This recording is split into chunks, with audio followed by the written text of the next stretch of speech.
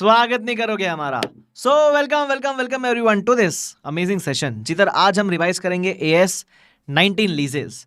और इस चैप्टर को, इस AS को एकदम शानदार तरीके से, जैसे हम हमेशा क्या करते हैं, कंसेप्ट तो रिवाइज करते हैं, साथ साथ में हम क्वेश्चंस भी इंपॉर्टेंट वाले रिवाइज करते हैं, जिससे आपको जो भी आपने पहले पढ़ा सब कुछ एकदम बढ़िया तरीके से क्यूटी क्यूटी वे में रिकॉल हो जाता है, राइट। सो इसमें भी यही करेंगे। अच्छा, क्योंकि AS 19 में बहुत सारे कंसेप्ट है, कन्फ्यूजन हो सकता है कौन सा कंसेप्ट आपने पढ़ा है, क्या क्या कुछ है, तो मैंने एक ओवरव्यू चार्ट प्रिपेयर किया है।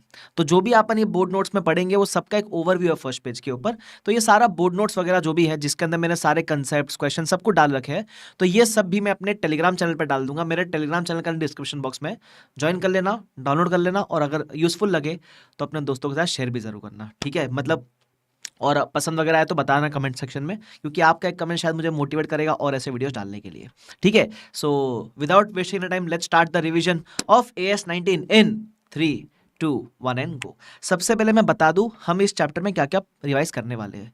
सबसे पहले हम देखेंगे डेफिनेशन ऑफ लीज, फिर स्कोप देखेंगे, फिर कुछ इंपॉर्टेंट टर्म्स डिस्कस करेंगे। लीज टर्म क्या होता है, लीज पेमेंट क्या होता है, फिर हम बात करेंगे टाइप्स ऑफ लीजेस के बारे में, what is operating lease, what is finance lease, बराबर। अब फाइनेंस लीज होने के लिए कुछ इंडिकेटर्स दिए हुए, 5 इंडिकेटर दिया, 5 में से कोई भी एक मीट करेगा तो फाइनेंस लीज होती है, ठीक है। फिर हम अकाउंटिंग डिस्कस करेंगे फाइनेंस लीज की, लेसी के बुक्स में, लेसोर के बुक्स में। अब फाइनेंस लीज में कुछ स्पेशल केसेस है, कभी कभी लीज एंड मिसिंग होता है, तो उसमें क्या करना है, कैसे ढूंढना है वो बताएंगे। कभी कभी रेट ऑफ इंटरेस्ट नहीं दिया होता है, जिसको बोलते हैं डिस्काउंटिंग फैक्टर या इंटरेस्ट रेट इम्प्लिसिट, वो मिसिंग होता है, तो फिर कैसे ढूंढेंगे, बराबर। फिर ऑपरेटिंग लीज के अंदर हम देखेंगे लेसोर के बुक्स की अकाउंटिंग, लेसी के बुक्स की अकाउंटिंग, इसमें भी एक स्पेशल केस है, वो भी डिस्कस करेंगे। फिर है सेल एंड लीज बैक और है अदर मिसलेनियस पॉइंट्स। तो इतना सब डिस्कस करेंगे अलॉन्ग विद क्वेश्चंस, बहुत मजा आएगा, बहुत यूजफुल रहेगा। So let's start. सबसे पहले हमने AS 19 में डिस्कस करना शुरू किया था डेफिनेशन ऑफ लीज। ये लीज होता क्या है, सबसे पहले समझ लो, लीज में दो पार्टी होती है, एक होता है लेसी, एक होता है लेसोर, ठीक है। लेसी कौन, लेसोर कौन होता है, जो होता है मेन ओनर। लेसी कौन होता है, जिसने रेंट पे लिया होता है, टेनेंट जिसको अपन बोलते हैं। तो मान लो बीबी सर गेव अ स्टूडियो, जिस स्टूडियो में मैं पढ़ा रहा हूं, वो स्टूडियो मान लो बीबी सर ने मुझे रेंट पे दिया, तो बीबी सर बन जाएंगे लेसोर, मैं बन जाऊंगा लेसी, ठीक है। अब लीज क्या होता है, लीज एक एग्रीमेंट है। Lease is an agreement where the lessor conveys the right to use the asset to the lessee. मतलब जहां लेसोर अपना असेट यूज करने का लेसी को देता है, उसको बोलते हैं लीज। अब वो कॉन्ट्रैक्ट के अंदर ही मेंशन होता है कितने समय के लिए लीज पे दिया है, जिसको बोलते हैं लीज टर्म, और कितने पेमेंट के अगेंस्ट लीज पे दिया, जिसको अपन बोलते हैं लीज रेंटल या लीज पेमेंट्स या फिर मिनिमम लीज पेमेंट्स, ठीक है, ध्यान रखना। तो जैसे बीबी सर ने मुझे 5 years के लिए दिया, उसको हम बोलते हैं लीज टर्म। या फिर बीबी सर ने बोला रेंटल लेंगे 5 लाख पर एनम, तो उसको बोलते हैं लीज रेंटल्स, या फिर उसको लीज पेमेंट्स भी कहते हैं, या फिर उसको मिनिमम लीज पेमेंट्स भी कहते हैं, ठीक है, ध्यान रखना। अब मैं कुछ भी डिस्कस करूं उसके पहले अगर आपको याद आएगा तो मैंने आपको एक चैप्टर का ओवरव्यू दिया था कि ओवरव्यू पॉइंट ऑफ व्यू से ऑपरेटिंग लीज में अकाउंटिंग कैसे करनी है, फाइनेंस लीज में अकाउंटिंग कैसे करनी है, वो फटाफट से डिस्कस कर लेते हैं। सबसे पहले दो टाइप की लीज होती है, ऑपरेटिंग, फाइनेंस, ठीक है। ऑपरेटिंग का मतलब आप ऐसा मान लो कि एक नॉर्मल रेंटल एग्रीमेंट जैसा होता है, ठीक है, जिसमें बीबी सर ने मुझे कुछ समय के लिए स्टूडियो दिया है, ओनर बीबी सर ही है।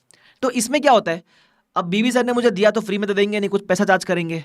वो रेंटल जो होता है बीबी सर की इनकम होती है, तो बीबी सर एंट्री पास करते हैं cash bank to lease rent income, बराबर। और वही रेंटल मेरे लिए एक्सपेंस है, तो मैं एंट्री का पास करता हूं एक्सपेंस टू कैश बैंक। अब इन ऑपरेटिंग लीज जो असेट है वो बीबी सर के बुक्स में ही रहता है, वो उनके बुक से बाहर नहीं जा रहा है, बराबर। तो डेप्रिसिएशन भी बीबी सर चार्ज करेंगे, इसके ऊपर लेसोर चार्ज करेगा। ये एक ओवरव्यू पॉइंट ऑफ व्यू से मैंने एंट्री डिस्कस की, इसकी डिटेल अकाउंटिंग अपन नीचे डिस्कस करेंगे, बिकॉज इसमें बहुत कुछ है, ठीक है। अच्छा, ये जैसे ऑपरेटिंग लीज था वैसे सेम फाइनेंस लीज भी होता है।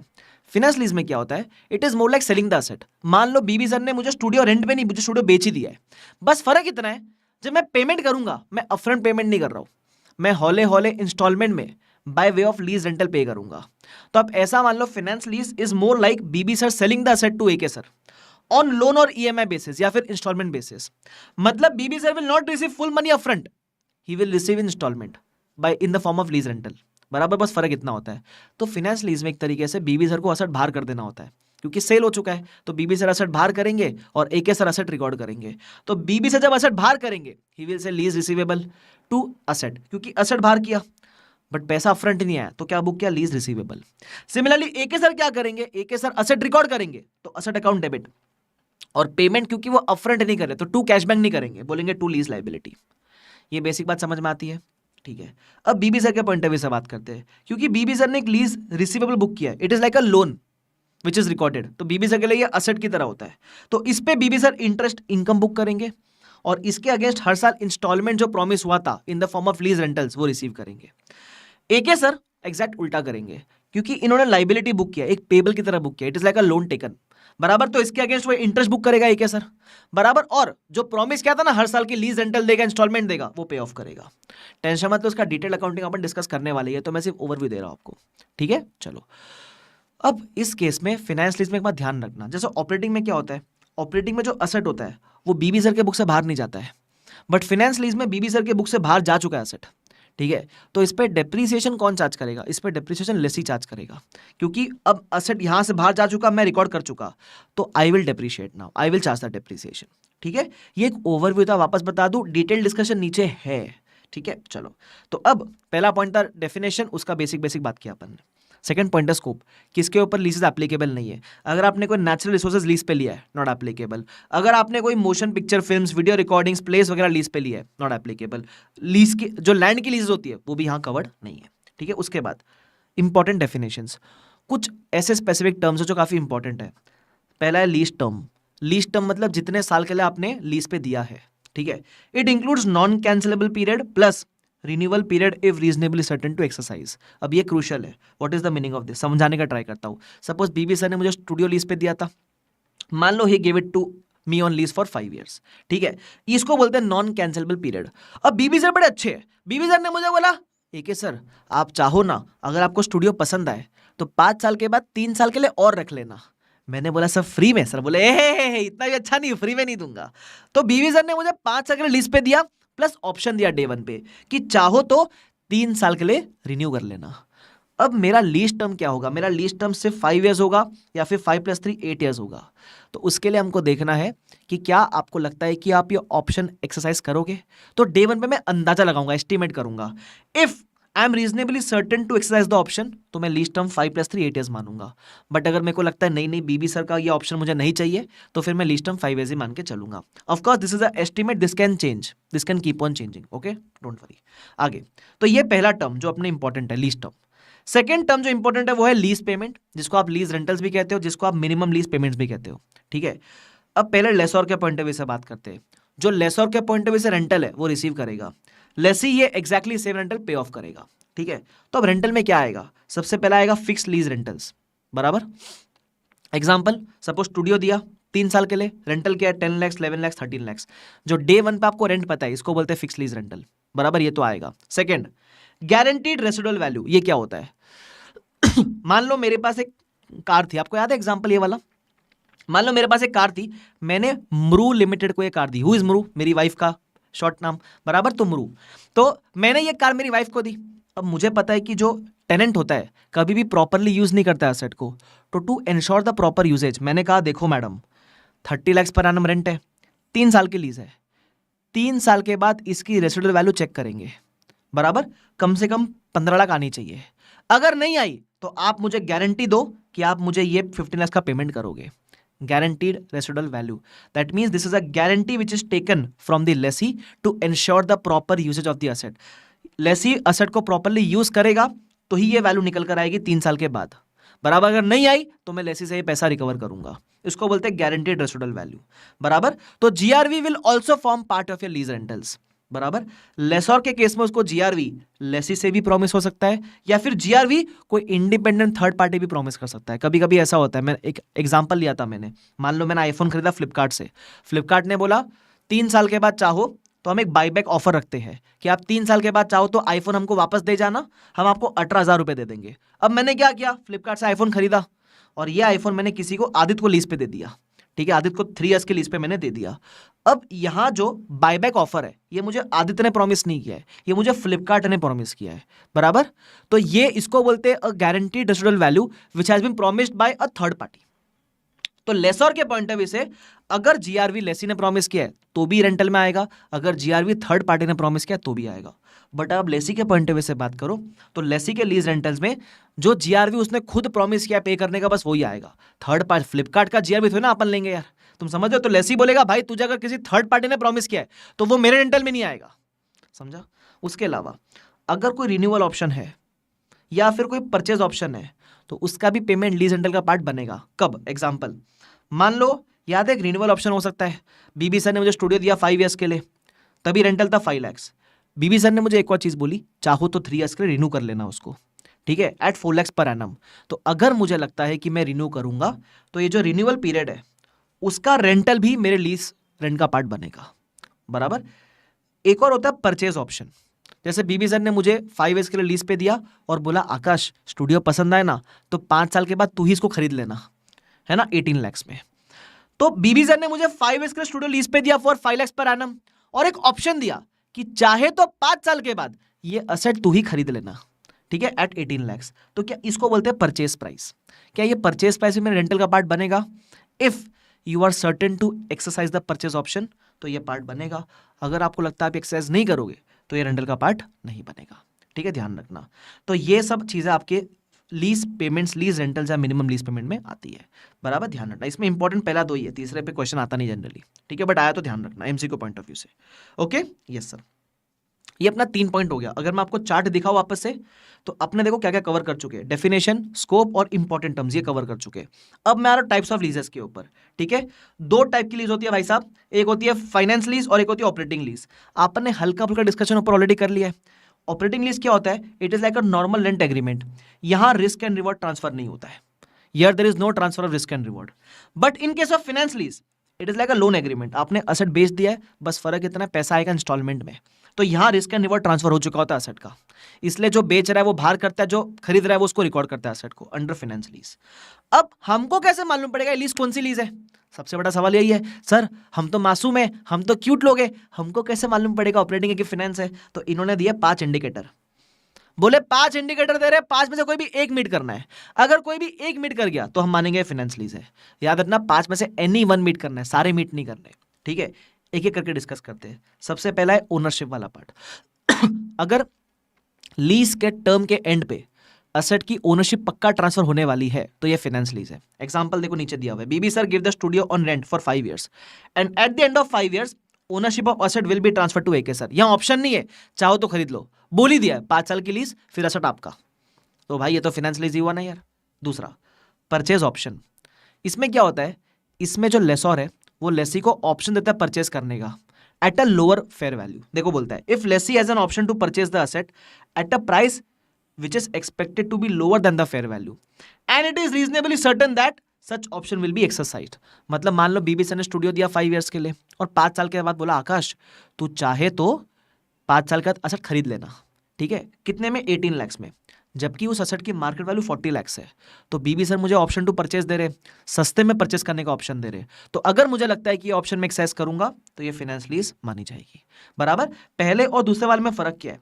पहले वाले में ओनरशिप पक्का ट्रांसफर हो रही होती है, दूसरे वाले में आप ऑप्शन देते हो, ठीक है। फिर आता है तीसरा लीज टर्म।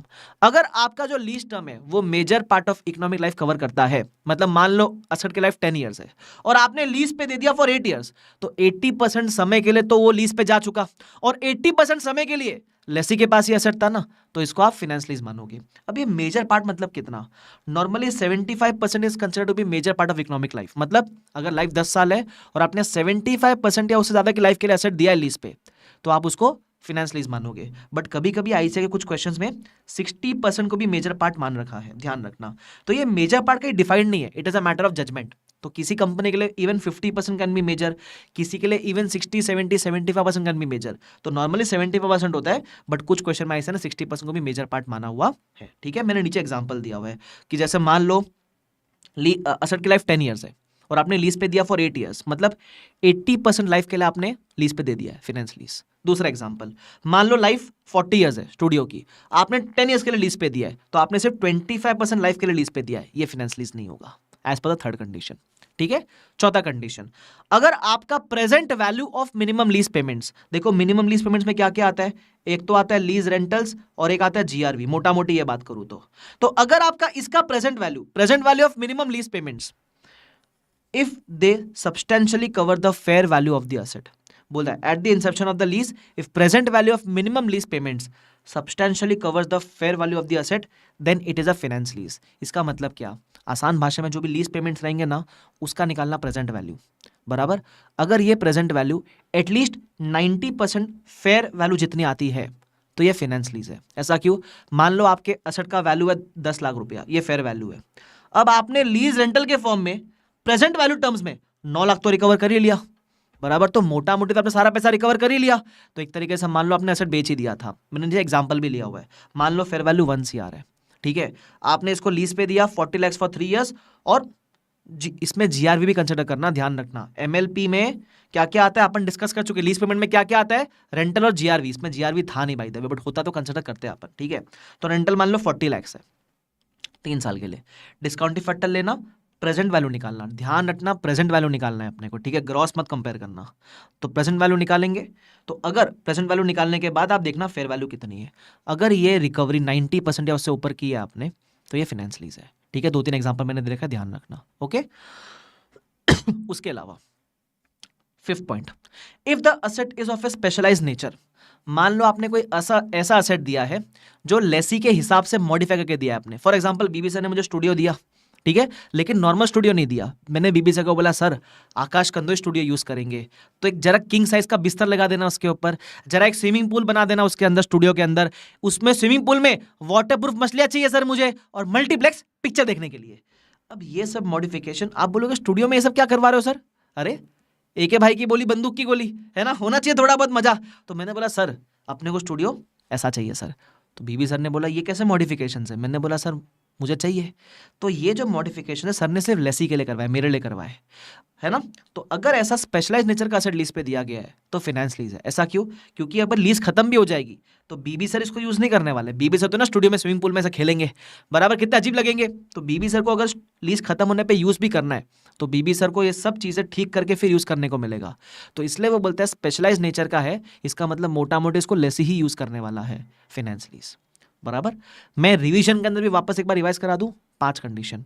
सबसे पहला था ओनरशिप अगर ट्रांसफर हो रही है, finance lease. Second, purchase option दिया लोअर प्राइस पे और आपको लगता है कि वो एक्सेस होएगा, फाइनेंस लीज। तीसरा, अगर lease term major part of life cover करता है, फाइनेंस लीज। चौथा, अगर present value of lease payments substantially fair value cover करते, 90% जितना फेयर वैल्यू कवर करते, फाइनेंस लीज। और पांचवा, अगर असेट स्पेशलाइज नेचर का है तो भी फाइनेंस लीज होता है, बराबर, ठीक है। तो ये 5 में से कोई भी एक मीट करना है तो फाइनेंस लीज हो जाएगी। सर एक भी मीट नहीं किया तो? अरे जो एक भी मीट नहीं किया तो वो फाइनेंस लीज नहीं, फिर क्या बन जाएगी? ऑपरेटिंग लीज बन जाएगी, ध्यान रखना।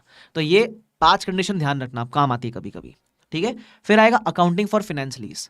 अब मैं एक एक करके बात करूंगा। देखो मैंने पहले बताया कि ऑपरेटिंग फाइनेंस होता है, फिर फाइनेंस कब होगा कैसे मालूम पड़ेगा, 5 कंडीशन है। अब हम डिस्कस करेंगे फाइनेंस में अकाउंटिंग कैसे करनी है, समझा। तो 2 जन की बुक्स में अकाउंटिंग करेंगे, एक लेसी के बुक्स में अकाउंटिंग, एक लेसोर के बुक्स में अकाउंटिंग। जब मैं लेसी का बात करूंगा तो लेसोर को मत छेड़ना, ठीक है। जब मैं लेसी का बात करूंगा लेसी पे ही रहना मेरे साथ। तो पहले मैं कुछ एंट्री डिस्कस करूंगा, है ना, एग्जांपल डिस्कस करूंगा, फिर जो आईसीआई का क्वेश्चन वो भी डिस्कस करूंगा। जैसे फॉर एग्जांपल जब लेसी के बुक्स की बात करें, फाइनेंस लीज में होता क्या है, हम मान लेते हैं सेल हो गया एसेट का, बराबर। तो लेसी के अभी लेसी बन जाओ, अब लेसी बन जाते हैं अपन, ठीक है। तो लेसी क्या करेगा, असेट को रिकॉर्ड कर लेगा, तो असेट अकाउंट डेबिट करेगा। टू क्या करेगा, टू लीज लायबिलिटी करेगा, ठीक है। लीज लायबिलिटी क्यों, टू कैशबैक नहीं कर सकता ना, पेमेंट किया ही नहीं भाई साहब ने, तो बोलेगा टू लीज लायबिलिटी सर, ठीक है। अब कौन से वैल्यू पे रिकॉर्ड करेगा, he will record at lower of present value of MLP, मतलब जो लीज पेमेंट्स है उसका प्रेजेंट वैल्यू, या फिर जो असेट की फेयर वैल्यू क्वेश्चन में दिया हुआ रहेगा वो, दोनों में से विच एवर इज लोअर, ठीक है, ध्यान रखना। अब मैं लॉजिक्स में नहीं घुस रहा हूँ, ठीक है, क्योंकि रिवीजन वीडियो है, ध्यान रखना, बट ये दोनों में से विच एवर इज लोअर पे रिकॉर्ड करना है आपको, ठीक है। अब असेट का अपन क्या करेंगे ईयर एंड पे, असेट को अपन ईयर एंड पे डिप्रिशिएट करेंगे, बराबर। किस रेशियो में डिप्रिशिएट करें, या तो लीज टर्म या फिर useful life which ever is lower, इसमें डिप्रिशिएट करेंगे अपन। तो ये हो गया असेट के बारे में। इस लीज लायबिलिटी का हम क्या करेंगे, क्योंकि it is like a loan, एक तरीके से मान लो अपने बैंक से लोन ही लिया है ना। तो जब भी आप लोन लेते हो तो एक आपको इंटरेस्ट भरना पड़ता है। तो पहले आप इंटरेस्ट अक्रू करोगे, इंटरेस्ट भरना आपके लिए खर्चा होगा, तो interest expense to lease liability, एक तरीके से आपने इंटरेस्ट क्या किया, यहां अक्रू किया। उसके बाद क्योंकि आपने लेसोर को हर साल प्रॉमिस किया कि मैं हर साल आपको रेंटल दूंगा, बेसिकली वो बोलने को रेंटल है, वो होता आपके लोन का इंस्टॉलमेंट है। तो जब लोन का इंस्टॉलमेंट पे करोगे तो टू कैशबैक करोगे और डेबिट क्या करोगे, लीज लायबिलिटी, क्योंकि इंस्टॉलमेंट पे करने से लायबिलिटी कम हो जाएगी और आपका पैसा बाहर चला जाएगा, ठीक है, ये आपकी एंट्रीज हो गई। अब इसी को बेहतर, अच्छा उसमें ऐसे एक और एंट्री मारता है, ये जो इंटरेस्ट एक्सपेंस और डेप्रिसिएशन है, ये प्रॉफिट एंड लॉस में ट्रांसफर करने की एंट्री भी मारता है। ये एक्स्ट्रा एंट्री, आप चाहो तो एग्जाम में मारो, नहीं मारोगे तो भी इंप्लाइड होती है ये चीज़। ठीक है, अब इसको समझने के लिए अपन एग्जाम्पल लेते हैं। ठीक है, मान लो ध्रुव ने असेट लिया लीज पे फ्रॉम राहुल। ठीक है, हम लेसी के पॉइंट ऑफ व्यू से बात करेंगे। अब इसका फेयर वैल्यू 10 लाख रुपया है, लीज रेंटल्स वगैरह दे रखा है, जीआरवी भी दे रखी है। ठीक है, अब हम ध्रुव के पॉइंट ऑफ व्यू से बात करेंगे। ध्रुव डे 1 पे कौन से वैल्यू पे रिकॉर्ड करेगा? तो या तो वो प्रेजेंट वैल्यू ऑफ एमएलपी या फिर fair value which ever is lower. तो मैंने निकाला है कि मेरा फेयर वैल्यू 10 लाख है, मेरा प्रेजेंट वैल्यू ऑफ एमएलपी कैसे निकालोगे? ये सारे रेंटल्स आपके, इसको आप 10% से डिस्काउंट कर देना, बराबर वो फैक्टर क्वेश्चन में दे रखा होता है। तो मेरी प्रेजेंट वैल्यू ऑफ एमएलपी ये आ गई। ध्यान रखना इसमें आप जीआरवी कंसिडर करना मत भूलना, GRV also forms part of A lease rent. ठीक है, तो या तो ये या फिर 10 lakh which ever is lower. तो ऑफकोर्स मैं 978,550 पे रिकॉर्ड करूंगा। रिकॉर्ड कर लिया सर। ठीक है, जो दो चीज आपने डे 1 पे रिकॉर्ड की है वो है असेट और लीज लायबिलिटी। असेट को अपन करेंगे डेप्रिशिएट, बराबर, वो तो ठीक है। लीज लायबिलिटी का क्या करेंगे अपन? इस पे अपन लगाएंगे इंटरेस्ट और पे करेंगे अपना इंस्टॉलमेंट। अब इसका एक टेबल बनता है। ठीक है, कैसा बनाएंगे टेबल? उसको बोलते हैं कैलकुलेशन ऑफ इंटरेस्ट एक्सपेंस या इंटरेस्ट चार्ज या फाइनेंस चार्ज, बराबर। इसमें कैसे बनाओगे? सबसे पहले ईयर, फिर आएगा ओपनिंग। ओपनिंग मतलब जो भी आपका आया था ना, ये जिस पे आपने लीज लायबिलिटी रिकॉर्ड किया है वो लिखना इधर, ओपनिंग। ठीक है, फिर आएगा फाइनेंस चार्जेस, जो भी आपका डिस्काउंटिंग फैक्टर है उस पे फाइनेंस चार्जेस अक्रू करेंगे। तो opening multiply by the rate, आपको मिलेगा फाइनेंस चार्जेस। फिर आप करोगे इंस्टॉलमेंट का रीपेमेंट, ये बेसिकली आपका लीज रेंट का पेमेंट हो रहा है, तो आपको मिलेगा क्लोजिंग। क्लोजिंग कैसे मिलेगा? ओपनिंग में इंटरेस्ट अक्रू करना, तो opening plus this interest accrued minus the repayment, तो मिलेगा क्लोजिंग। ठीक है, अब एंट्री मारनी है अपने को, तो किसकी एंट्री मारेंगे? ओपनिंग का अपन ऑलरेडी रिकॉर्ड कर चुके, तो इसकी एंट्री नहीं आएगी। आप दो चीज की एंट्री मारोगे, ये इंटरेस्ट की और ये रीपेमेंट की। इंटरेस्ट की एंट्री क्या आएगी? आपने डिस्कस की थी, interest expense to lease liability, और रीपेमेंट की एंट्री क्या आएगी? Lease liability to cash bank. That's it. सबको समझा ये वाला पार्ट? सेम चीज आप ईयर 2, ईयर 3, ईयर 4, ईयर 5 में कर सकते हो। ध्यान रखना, जब आप रीपेमेंट करते हुए चलोगे तो 1, 2, 3, 4, 5 साल तक रेंटल रीपेमेंट करोगे। अब जीआरवी का इन्फॉर्मेशन नहीं दिया कि जीआरवी पे ऑफ किया है कि नहीं किया है।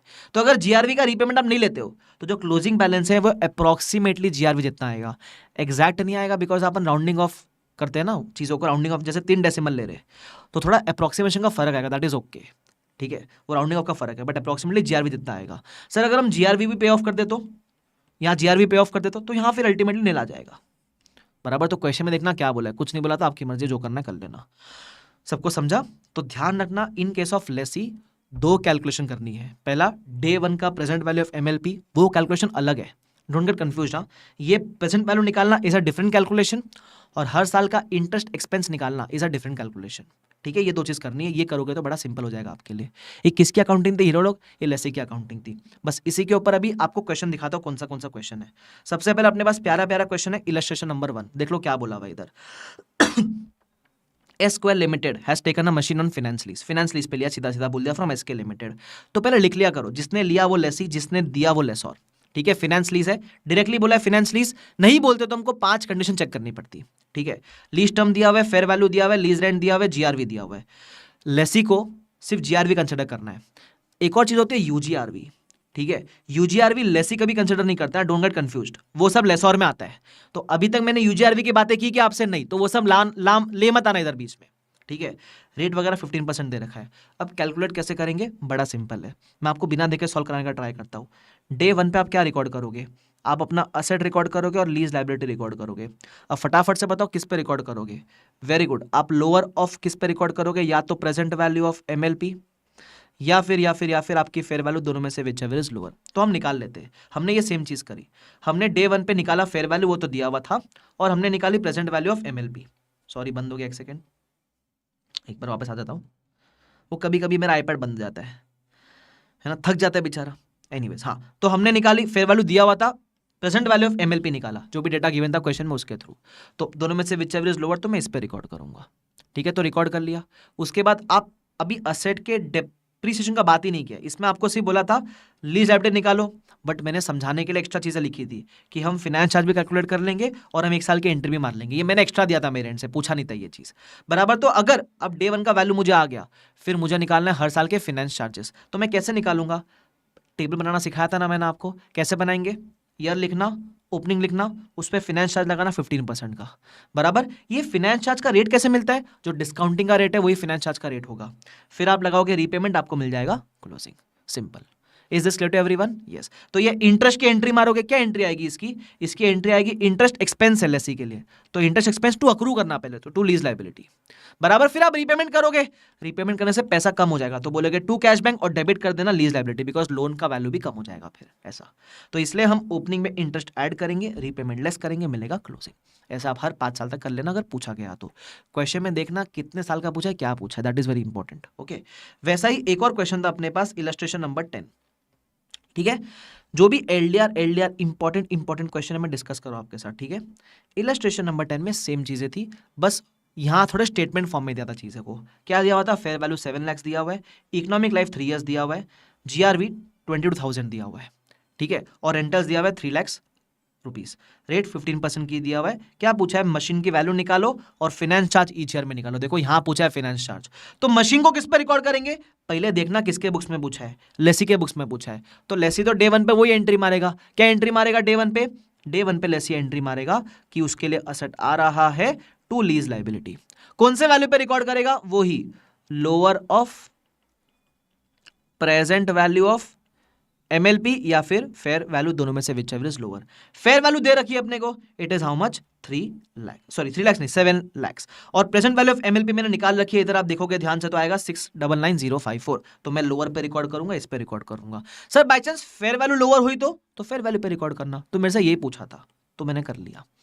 उसके बाद सेकंड बोला था फाइनेंस चार्जेस निकाल के दो, टेबल ईयर, फिर ओपनिंग लिखना, फाइनेंस चार्ज अक्रू करना, रीपेमेंट करना, क्लोजिंग मिल जाएगा। ऐसा हर साल करना, 3 साल का आपको फाइनेंस चार्जेस सिंपली मिल जाएंगे, खत्म कहानी, बराबर। ऐसा एक और क्वेश्चन है अगर आप देखो तो, दैट इज क्वेश्चन नंबर 2, वो मैंने होमवर्क में दिया था बिकॉज एक्जैक्टली सेम क्वेश्चन था, आपको याद रहेगा तो, बराबर। और एक और क्वेश्चन है क्वेश्चन नंबर 5, वो आपने डायरेक्टली क्वेश्चन बैंक में कर लिया था। सिर्फ क्वेश्चन नंबर 5 में पता है क्या फर्क था, मैं दिखाऊं आपको।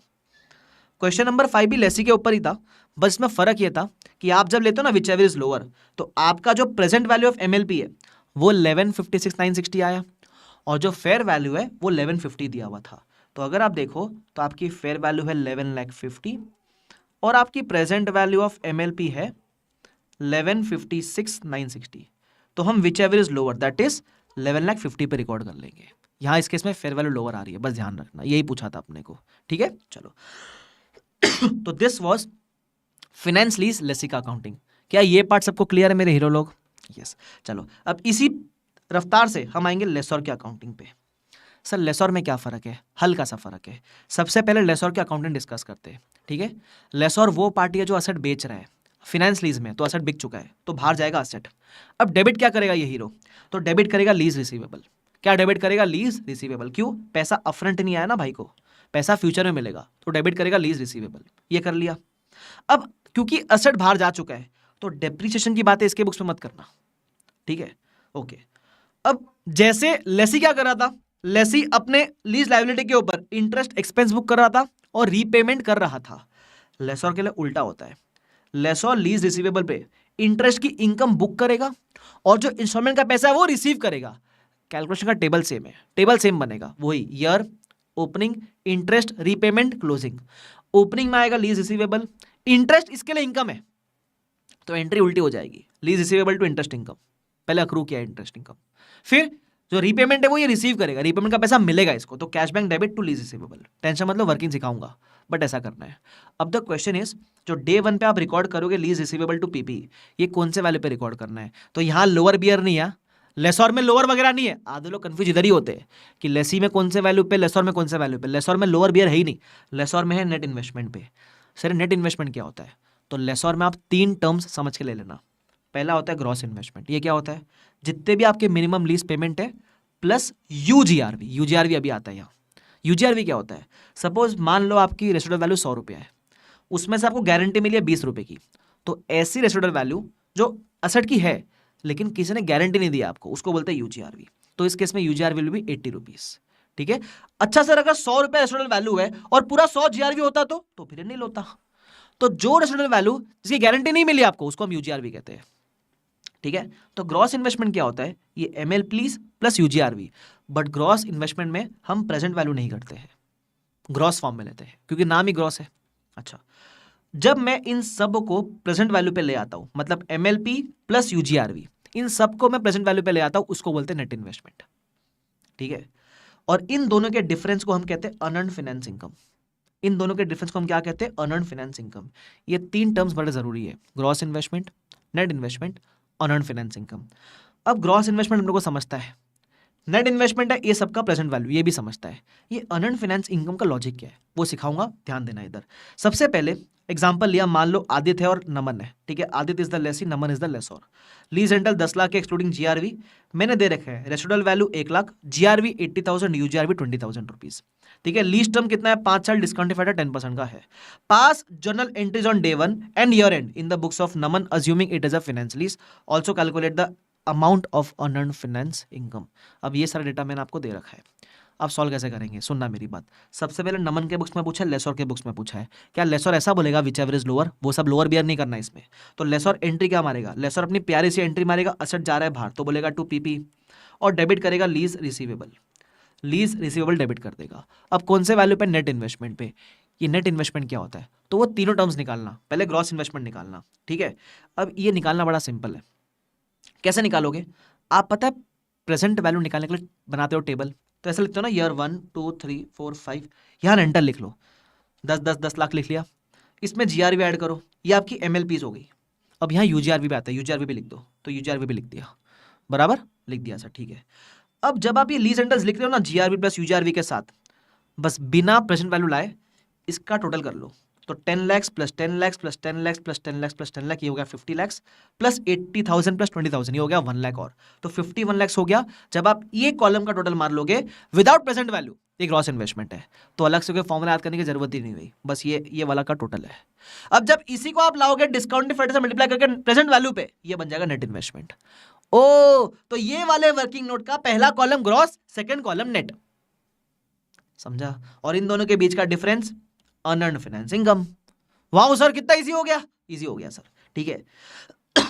तो अब मेरी ग्रॉस इन्वेस्टमेंट 51 लाख थी, नेट इन्वेस्टमेंट 38, 52, 100, तो मैं पीपीई को इसी पे बाहर करूंगा, लीज रिसीवेबल को भी इसी पे रिकॉर्ड करूंगा, ठीक है। ये पहला चीज हो गया।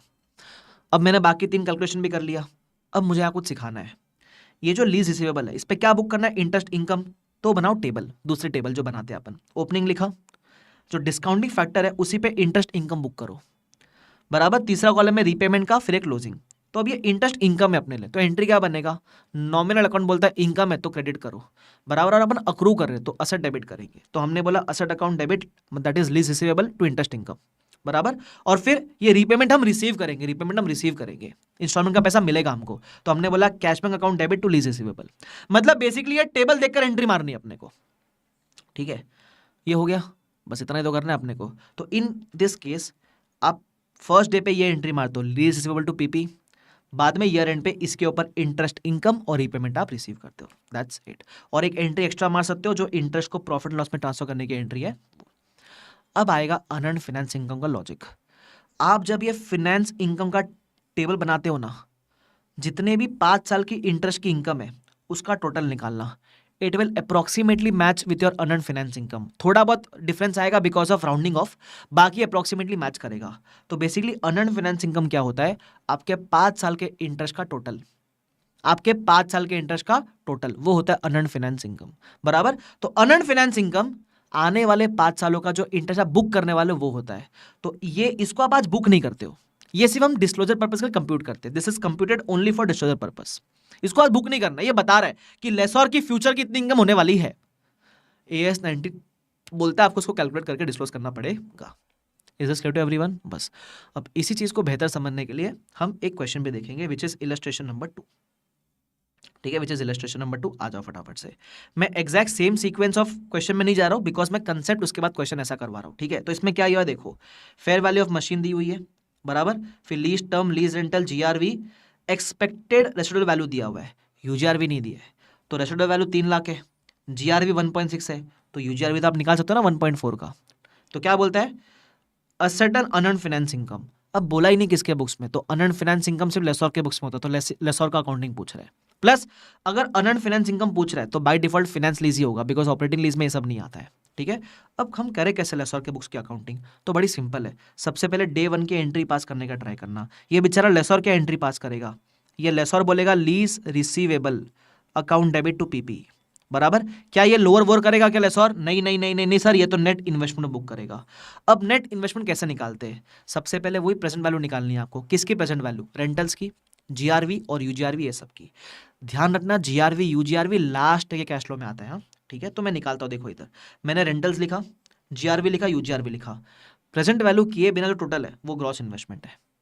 इसको जब लाओगे प्रेजेंट वैल्यू पे तो ये बनेगा नेट इन्वेस्टमेंट। तो अब मैं इस पे रिकॉर्ड करूंगा 28.31। तो जो मैं ये एंट्री मारूंगा 28.31 पे रिकॉर्ड कर ली मैंने। सबको समझा ये वाला पार्ट? इसमें पूछा था अनअर्न्ड फाइनेंस इनकम कितना है, ये दोनों का डिफरेंस है अनअर्न्ड फाइनेंस इनकम, तो वो मैंने निकाल के दे दिया इनको। अब मैंने इसमें कुछ एक्स्ट्रा पार्ट भी किया था। क्या किया था? सर अगर मुझे हर साल का इंटरेस्ट इनकम निकालना तो कैसे निकालूं? बना लो टेबल, बराबर। फाइनेंस चार्ज का टेबल बना लो, ओपनिंग, इंटरेस्ट, रीपेमेंट, क्लोजिंग, बराबर। बस वो टेबल बना के आपको आंसर आ जाएगा। क्लियर है वाला पार्ट? यस। इसकी एंट्री वगैरह माने आपको मैं ऑलरेडी सिखा चुका, तो टेंशन मत लेना, ठीक है। Yes sir. तो ये आपका लेसर का अकाउंटिंग खत्म हो जाता है फिनेंस लीज में। तो अगर मैं आपके वापस से डे 1 के चार्ट में आऊँ, तो आप ध्यान से देखोगे तो क्या क्या कंप्लीट हो चुका है मेरा। डेफिनेशन ऑफ लीज कंप्लीट हो चुका, स्कोप कंप्लीट हो चुका, important terms, types of lease, indicators, accounting for finance lease में यहां तक हो चुका। लेसी की बुक्स, लेसर की बुक्स। अब फाइनेंस लीज में कुछ स्पेशल केस है, अब मैं आपको वो रिवाइज कराने वाला हूँ, ठीक है। ये बड़े इंपॉर्टेंट केस है, थोड़े से अनयूजुअल है लेकिन इंपॉर्टेंट है। ये फाइनेंस लीज में केस है, ठीक है। क्या है? 2 केसेस, और ये स्पेशल केस भी सिर्फ लेसर के बुक्स में है। क्या है वो 2 केस? सबसे पहला, अगर लीज रेंट ही नहीं दिया है तो फिर क्या करेंगे, और अगर जो डिस्काउंटिंग फैक्टर अपन यूज कर रहे हैं अगर वो ही नहीं दिया है तो फिर क्या करेंगे सर? हवन करेंगे? हवन नहीं करेंगे सर, निकालेंगे, निकालना पड़ेगा। आओ इधर भाई आया है, सब बता के जाएगा, टेंशन मत लो। तो एक एक करके डिस्कस करते हैं। सबसे पहला, मान लो अगर एनुअल लीज रेंट ही नहीं दिया है तो इसको करने के लिए अपने को एक अजम्पशन लेकर सॉल्व करना पड़ता है, ठीक है। तो इधर आ जाओ, मैंने क्वेश्चन नंबर 4 था अपनी किताब का, वो करवाया था। इधर आ जाओ, दिखाता हूं मैं आपको क्वेश्चन नंबर 4 कहाँ गया मेरा। क्वेश्चन नंबर 4 ये देखो क्या बोलता है। बोलता है ये है मेरा फेयर वैल्यू, ठीक है। Annual lease payment to be made at the end of each year are structured in such a way that sum of present value of lease payments and that of residual value together equal the cost of equipment leased out. ये सब क्या लिखा है English भाषा में sir? आसान भाषा में बताओ। आसान भाषा में वो बोलता है कि अगर आपके पास रेंटल्स नहीं है तो मान लेना कि ये जो फेयर वैल्यू ऑफ असेट है, you have to recover this from present value of MLP and present value of UGRV. मतलब इन दोनों का प्रेजेंट वैल्यू मिलाकर आपकी फेयर वैल्यू रिकवर होनी चाहिए। ये अपना पहला असम्पशन है, ये ध्यान रखना, ठीक है। क्या हमारे पास फेयर वैल्यू है सर। क्या हमारे पास प्रेजेंट वैल्यू ऑफ यूजीआरवी है? क्या यूजीआरवी के 3 साल के बाद का वैल्यू दिया हुआ है, इसको आप डिस्काउंट करोगे 3 साल के पहले तो आपको आज की वैल्यू मिल जाएगी, बराबर। तो ये यूजीआरवी की आज की वैल्यू आपको मिल गई। अब जब 3 में से 2 अमाउंट आपके पास है, फेयर वैल्यू भी है और प्रेजेंट वैल्यू ऑफ यूजीआरवी भी है, तो बैलेंसिंग फिगर आपका बनेगा present value of MLB. But ये टोटल प्रेजेंट वैल्यू है, लीज टर्म 3 साल का था, बराबर। तो अब मुझे लीज रेंटल पर एनम चाहिए होता है, तो मैं क्या करूं? मैं डिवाइड बाय 3 कर दूं क्या? ये डे की तरह डिवाइड बाय 3 मत करना, ये प्रेजेंट वैल्यू टर्म्स में है। जब रेंटल चाहिए होता है तो पर एनम चाहिए होता है ग्रॉस फॉर्म में, बराबर। तो 3 साल से मत डिवाइड करना, 3 साल के एन्युटी फैक्टर से डिवाइड करना। क्या करना? 3 साल से नहीं, 3 साल के एन्युटी फैक्टर से डिवाइड करना। अब ये सर एन्युटी फैक्टर क्या होता है? चलो पहला क्वेश्चन है, लॉजिक देने का ट्राई करता हूं। मान लो पता अपन पहले प्रेजेंट वैल्यू कैसे निकालते थे? लीज रेंट लिखते थे, डिस्काउंटिंग फैक्टर लिखते थे और दोनों को मल्टीप्लाई करके अपने को मिलती थी प्रेजेंट वैल्यू। इस केस में रेंटल अपने पास नहीं है लेकिन टोटल प्रेजेंट वैल्यू है, बराबर, डिस्काउंटिंग फैक्टर भी है। तो क्या मैं रेंटल निकाल सकता हूँ? कहता आंसर इज यस। आप इक्वेशन देखो कैसी बनती है, lease rent into discounting factor is equal to present value, बराबर। अब मेरे पास लीज रेंट नहीं है तो क्या करने का? लीज रेंट ढूंढने के लिए डिस्काउंटिंग फैक्टर को यहां भेज देने का। अब जब आप इक्वेशन के इस तरफ भेजोगे तो मल्टीप्लिकेशन विल बिकम डिवीजन। तो present value divide by discounting factor करोगे तो लीज रेंट मिलेगा। बट क्योंकि प्रेजेंट वैल्यू 3 साल की है तो डिस्काउंटिंग फैक्टर भी आपको 3 साल का डिवाइड करना पड़ेगा। अब टोटल 3 साल के डिस्काउंटिंग फैक्टर को बोलते हैं एन्युटी फैक्टर। मतलब जब आप मल्टीपल ईयर्स के डिस्काउंटिंग फैक्टर ऐड अप करते हो उसको बोलते हैं एन्युटी फैक्टर। तो इस इक्वेशन समझता है अपने को कि लीज रेंट ढूंढना है तो प्रेजेंट वैल्यू को डिवाइड करना discounting factor of lease term से। तो मेरा 3 साल था लीज टर्म, तो 3 साल के टोटल ऑफ 3 साल के डिस्काउंटिंग फैक्टर से डिवाइड किया मैंने, तो मुझे रेंटल मिलेगा पर एनम का। अब इतना सब थोड़ी ना एग्जाम में याद रहेगा अपने को, तो ये छोड़ दो, ये लॉजिक था, एक्स्ट्रा पार्ट है। एग्जाम में कितना याद रखना है कि जितना भी आपका प्रेजेंट वैल्यू ऑफ एमएलपी आया डिवाइड कर देना एन्युटी फैक्टर से, आपको मिल जाएगा क्या, आपको मिल जाएगा लीज रेंटल्स ईच ईयर। सबको समझा ये वाला पार्ट, ये पहला चीज था। सेकंड पूछा था अनअर्न्ड फाइनेंस इनकम। भाई देखो, एक बार आपको रेंटल्स मिल गए ना, तब तो अनअर्न्ड फाइनेंस इनकम निकालना बड़ा सिंपल है। मैंने क्या बोला, बनाने का टेबल जिसमें लीज रेंट लिखोगे ग्रॉस फॉर्म में प्लस यूजीआरवी कर देना, तो ये बिना डिस्काउंटिंग फैक्टर का बनेगा ग्रॉस इन्वेस्टमेंट। जैसे डिस्काउंटिंग करोगे आपको मिलेगा नेट इन्वेस्टमेंट, दोनों का डिफरेंस आपका हो जाएगा अनअर्न्ड फाइनेंस इनकम। सिंपल, सबको समझा ये वाला पार्ट। एक ये क्वेश्चन था जहां एनुअल लीज रेंटल मिसिंग था। ऐसा ही एक और सिमिलर क्वेश्चन है, वो भी दिखाता हूं मैं आपको। बस उसमें एक चीज का फर्क है, उसमें फर्क यह है कि आपको रेंटल निकालना है, अनअर्न्ड फाइनेंस इनकम भी निकालना है, और ये भी बताना है कि ये फाइनेंस लीज है कि ऑपरेटिंग लीज है, ये भी बताना है आपको, बराबर। तो इसके लिए मैंने पता है क्या किया था आपको, मैंने बोला था 3 स्टेप अप्रोच फॉलो करना, बराबर। सबसे पहला स्टेप आप लीज रेंट निकालना, कैसे, present value of MLP divide bye 3 साल का एन्युटी फैक्टर। सेकंड, अब क्योंकि इस क्वेश्चन में बोला है फाइनेंस लीज है या नहीं वो चेक करना है, तो आप 5 कंडीशन चेक करके भी दिखाना और बताना as per which condition finance lease है। तीसरा, फिर आप अर्नड फाइनेंस इनकम निकालोगे gross investment minus net investment करके। अब देखो मैंने सेम फॉर्मेट फॉलो किया है। सबसे पहले मैंने निकाला है लीज रेंटल, बराबर। अब इसमें भी दिया हुआ था, सेम चीज फॉलो करी। फेयर वैल्यू है, प्रेजेंट वैल्यू ऑफ यूजीआरवी है, तो मुझे प्रेजेंट वैल्यू ऑफ एमएलपी मिलेगा, बैलेंसिंग फिगर। अब इसको मैं 3 साल के एन्युटी फैक्टर से डिवाइड करूंगा, तो मुझे मिलेगा annual present value, sorry annual lease rent, ये मिल गया पहला चीज। सेकंड, मुझे चेक करना है कि फाइनेंस है कि ऑपरेटिंग है, तो 5 कंडीशन। सबसे पहले हम चेक करेंगे ओनरशिप ट्रांसफर हो रही है क्या, बोलने का नहीं। क्या परचेज ऑप्शन की बात की क्वेश्चन में, नहीं। क्या lease term major part cover करता है क्या, मैंने क्या कहा था, normally 75% is major part, but ICA ने इस क्वेश्चन में 60% को भी मेजर पार्ट माना है, बराबर। तो लीज टर्म 3 साल है, लाइफ 5 साल है, तो 60% को मेजर माना है, तो आप भी मान सकते हो, नहीं मानोगे तो भी चलेगा, आप असम्पशन लिख कर आ जाना अपना जो भी है। मेन फोर्थ वाला पार्ट है present value of MLP. Your present value of MLP क्या सब्सटेंशियली कवर करता है का फेयर वैल्यू, तो मैं बताऊँ वो कवर करेगा ही करेगा हर बार। आपका अजम्पशन ही ऐसा है ना, आपको बेसिकली फेयर वैल्यू रिकवर करना है in terms of present value of MLP and present value of UGRV. UGRV होता ही बड़ा नॉमिनल अमाउंट है, तो इसको हटा दोगे तो मोटा मोटी आपका फेयर वैल्यू से आप यही रिकवर करने वाले हो, बराबर। तो क्या वो कवर कर रहा है क्या, तो अपने पास प्रेजेंट वैल्यू ऑफ एमएलपी है, फेयर वैल्यू भी है, निकाल लो परसेंटेज, तो 92% कवर कर रहा, तो ये फाइनेंस लीज है, ठीक है। स्पेशलाइज नेचर का बात नहीं किया तो ये वाला पॉइंट मीट नहीं कर रहा, बट फर्क नहीं पड़ता, कोई भी एक ही मीट करना है। तो because fourth condition is met and as per ICA third is also met, तो it is a finance lease. तो ये सेकंड स्टेप था। तो पहला स्टेप एनुअल लीज रेंट निकाला, दूसरा 5 कंडीशन चेक किया, अब तीसरा अनअर्न्ड फाइनेंस इनकम निकालना है। उसमें सिंपल है यार, बनाओ table, lease rent without present value gross investment, discounting factor से मल्टीप्लाई करोगे मिलेगा नेट इन्वेस्टमेंट, दोनों का difference unearned finance income, that's it. एक और सिमिलर क्वेश्चन है, क्वेश्चन नंबर 3 मेरे किताब का, वो भी आप प्रैक्टिस कर सकते हो, एक्जैक्टली सेम क्वेश्चन, नंबर्स अलग है बस। Is this clear to everyone? ये कौन सा स्पेशल केस था जहां लीज रेंट मिसिंग है।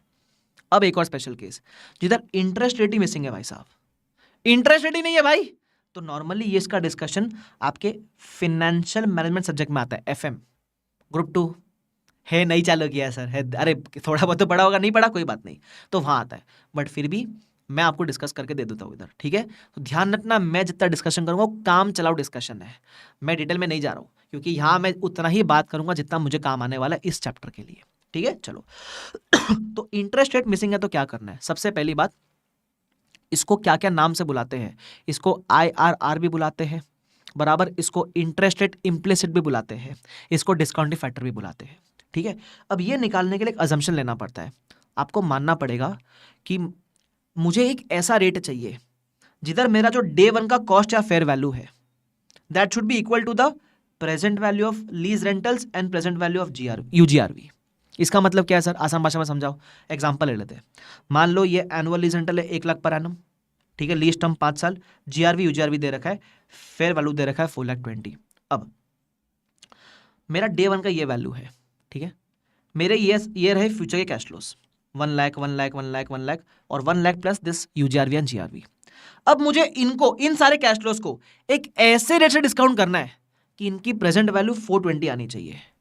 सर ये कैसे मिलेगा हमको, तो हम करते हैं ट्रायल एंड एरर, रैंडमली कोई भी परसेंट लेके चेक करते रहते हैं कि वो आ रहा है कि नहीं आ रहा है, बराबर। तो हम समझा क्या करना है, कैसे निकलेगा इंटरेस्ट, समझा क्या। तो हमको ये फ्यूचर कैश फ्लोज को एक ऐसे रेट पे डिस्काउंट करना है कि उनकी प्रेजेंट वैल्यू 420 आनी चाहिए, बराबर क्या।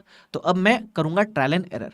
तो पहले मैंने 10% से किया, सबका प्रेजेंट वैल्यू निकाला, आंसर आया 428,680। ओ माय गॉड, नहीं आया। हमको कहां तक चाहिए था, हमको 420 चाहिए था सर, वो तो 428 आ गया, नहीं आया। रोना चालू कर दो, उए उए उए, ऐसा रो लिया सर। अब क्या करें, क्योंकि आंसर तो मैच नहीं किया। तो अब अपने को थोड़ा कम अमाउंट चाहिए था ना, अपने को 428 नहीं 420 चाहिए। जब अमाउंट कम चाहिए ना तो रेट बढ़ाओ, जब प्रेजेंट वैल्यू का अमाउंट कम चाहिए तो रेट बढ़ाओ। तो मैंने रेट बढ़ाया। अब नॉर्मली प्रोसीजर फॉलो करो, 2% से बढ़ा दिया करो, ठीक है, 2% इज अ सेफ बेट। तो 2% से मैंने बढ़ाया, ठीक है, निकाली मैंने प्रेजेंट वैल्यू। क्या वो आया, 4,05,000 आया। 420 आया क्या, नहीं आया। तो रो लो, उए उए उए, रो लिया सर। कैसे रोया सर आपने, रो लिया। अब ना 10% से 4,20,000 आया, ना 12% से 4,20,000 आया। जब आपने 2% ले लिया, दोनों का प्रेजेंट वैल्यू देखना।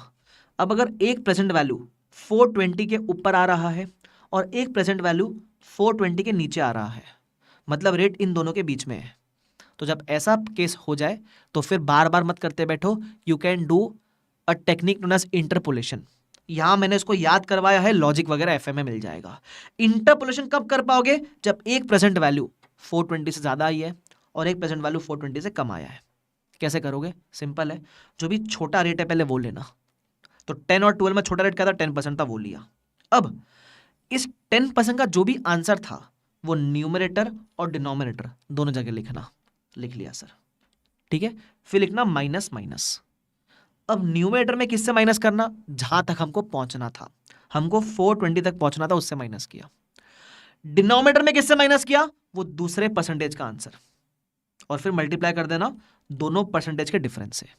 अब देखो याद ही करना है इसको, ऑप्शन नहीं तुम्हारे पास। वापस से छोटा परसेंटेज लो, उसका आंसर लिखो numerator as well as denominator, फिर लिखो माइनस माइनस। न्यूमरेटर में करो माइनस कहां तक पहुंचना था वहां तक, और डिनोमिनेटर में करो minus from the second percentage का आंसर। मल्टीप्लाई कर देना दोनों परसेंटेज से। अब सॉल्व कैसे करें, मतलब दोनों परसेंट के डिफरेंस से। अब सॉल्व कैसे करें, तो इसमें 3 चीजें, पहला ये, दूसरा ये बीच का, और तीसरा ये लास्ट वाला।